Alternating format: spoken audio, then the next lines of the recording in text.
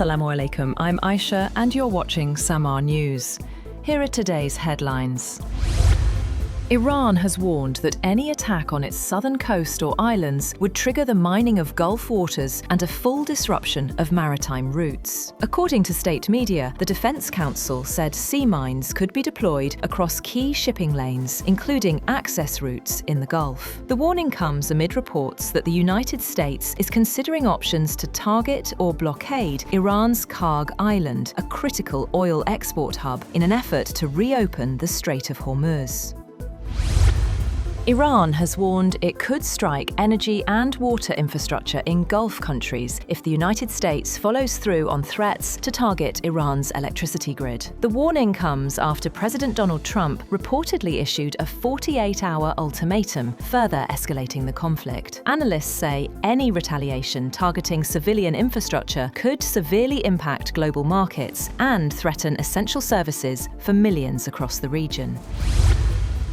Oil prices have stabilized as investors weigh escalating US and Iranian threats to energy facilities against the potential return of Iranian oil supplies to global markets. Brent crude edged slightly lower to around $112 a barrel, while US West Texas Intermediate also saw a minor dip after recent gains. Markets are balancing fears of further conflict with expectations that lifted sanctions could release millions of barrels of Iranian oil into circulation.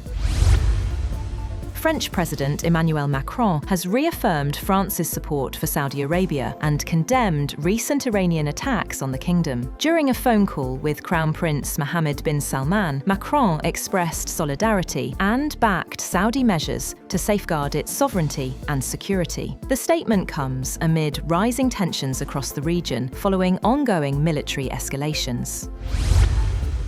European Union Foreign Policy Chief Kaja Kallas has held talks with Iran's Foreign Minister Abbas Araghchi amid escalating tensions in the Middle East. EU officials say Kallas also spoke with counterparts in Turkey, Qatar, and South Korea to address the conflict, attacks on energy infrastructure, and the urgent need to reopen the Strait of Hormuz. The calls are part of ongoing diplomatic efforts, with warnings that threats to critical infrastructure could impact millions across the region and beyond.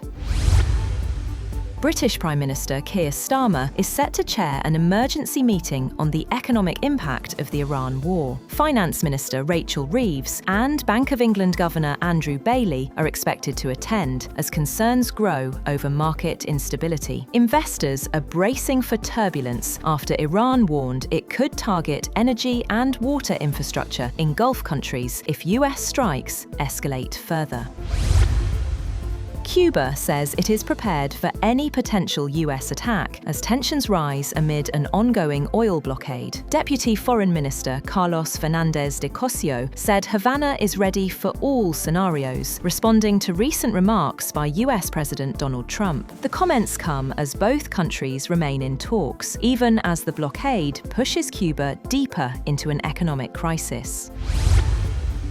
US Treasury Secretary Scott Bessent said Washington currently has enough money to fund the ongoing war against Iran, but is still asking Congress for additional funds to support future military needs. Speaking on NBC's Meet the Press, Bessent stressed that the request for supplemental funding is about ensuring the military remains well equipped going forward, not because the US is running out of money now. He also made it clear that the administration is not considering any tax increases to finance the war.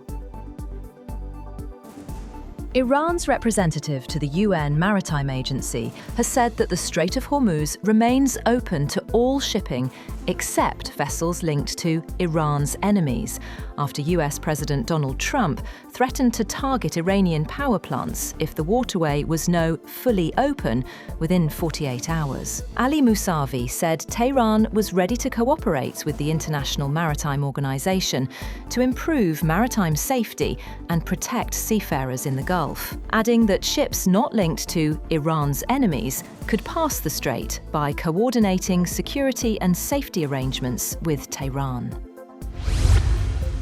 2 pilots have been killed after an Air Canada Express regional jet collided with a ground fire truck while landing at New York's LaGuardia Airport. US media report that dozens of passengers were injured in the incident, which forced the closure of the airport. The CRJ-900 aircraft, carrying 72 passengers and 4 crew members from Montreal, was operated by regional partner Jazz Aviation. That's all for now. For more updates, visit www.samaa.tv. Thank you for watching Samaa News.